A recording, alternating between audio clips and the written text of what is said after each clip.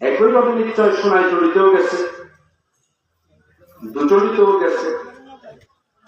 এখন আমার প্রশ্ন হচ্ছে, এই নেতার হাতে ক্ষমতা কে দিয়েছে তাকে? অন্যের ছেলেকে চেয়ারম্যান বানাবার ক্ষমতা তুমি কোথায় পেয়েছ?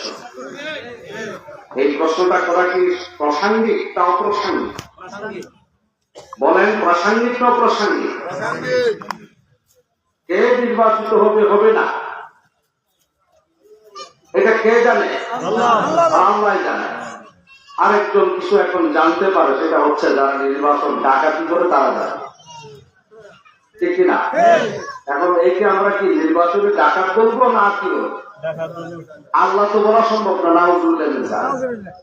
ঠিক আছে, সম্মানিত উপস্থিতি, আমার একজন চাচা একজন পীর করেছে, মারা গেছে কিছুদিন আগে।